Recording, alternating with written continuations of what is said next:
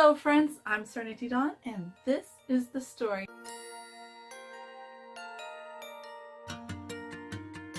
Today is day 11 of the Spring to It Videoathon. In case you don't know what the Spring to It Videoathon is, it is a month-long videoathon that is happening during the whole month of April. Every day we have different prompts, as well as my lovely co-hosts Danny Buxton, Christina's Journey, Brooke Clark, Stacks on Stacks on Stacks, and Brews and Reviews.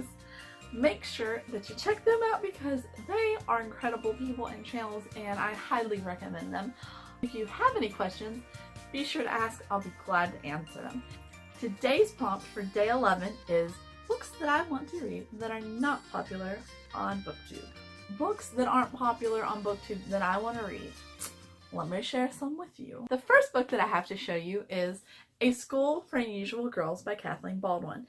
This is the first book in the Strange House novels, and it's about a girl who has not made it in society and is not considered of marriageable material. And so she is sent to a finishing school, basically for girls who have failed, and to try to reform them and make them of marriageable material. Little do these girls' parents and guardians know that Miss Strange is not all she seems, nor is her finishing school. She is training these girls to basically be spies because the year is 1814, so this is kind of historical fiction. And in 1814, the British Empire is fighting a war on 4 fronts.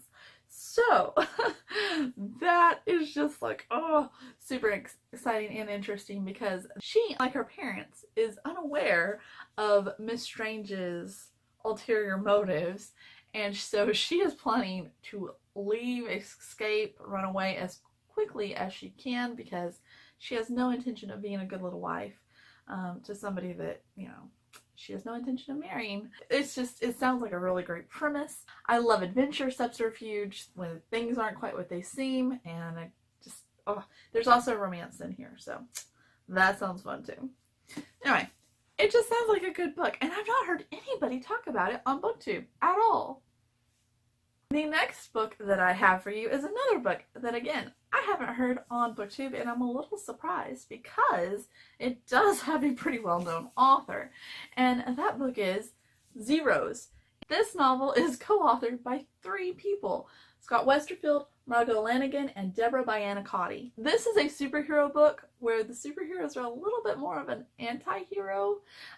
Basically, they're superheroes, but they don't want to be called superheroes because their powers are not ideal, and they do not lead, you know, the knight in shining armor type of persona, like, say, Superman or whatever. This is the first novel in the trilogy. From what I understand, these Zeros used to all be friends, but something's happened and they have disbanded until one of them gets caught in the middle of a bank robbery. Not that he's committing it, he's not, but the bad guys, the bank robbers, capture him, and anyway, when his SOS goes out, the group gets back together, so to speak, to try to help him out.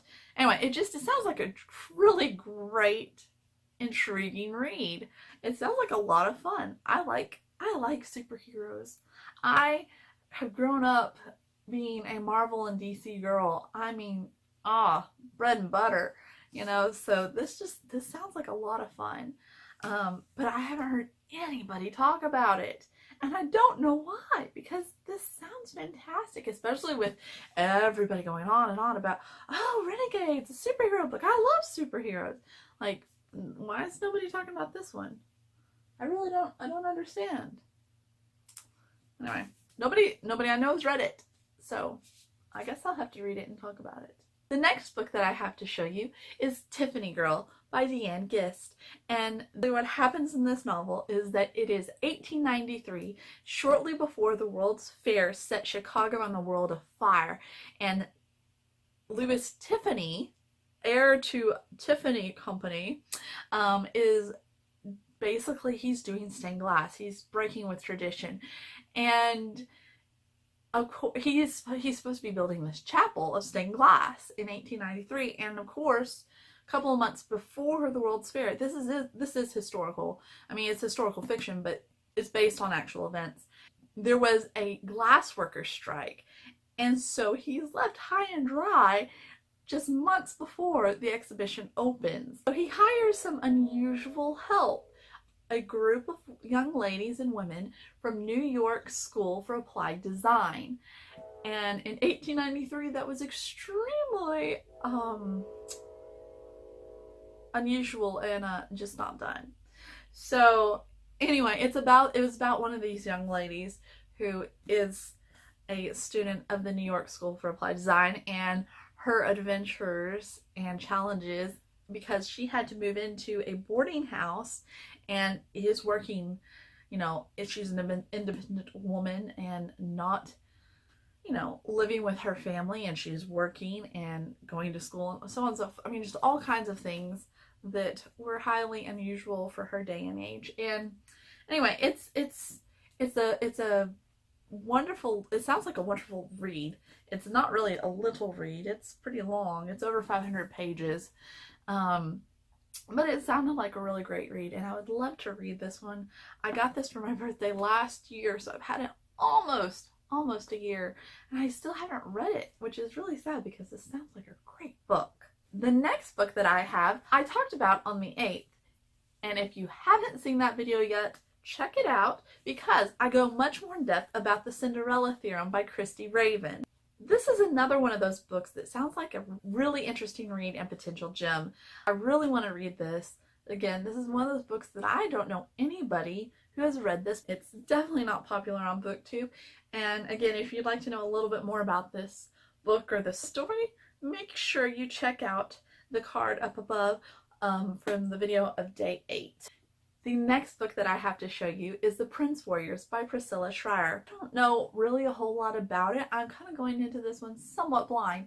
I know that this is fantasy. I'm not really quite sure if it's a middle grade or a young adult. What I do know about this book is that it follows two brothers because it's supposed to be an action-adventure book with humor and also mystery, and I like all three of those a lot.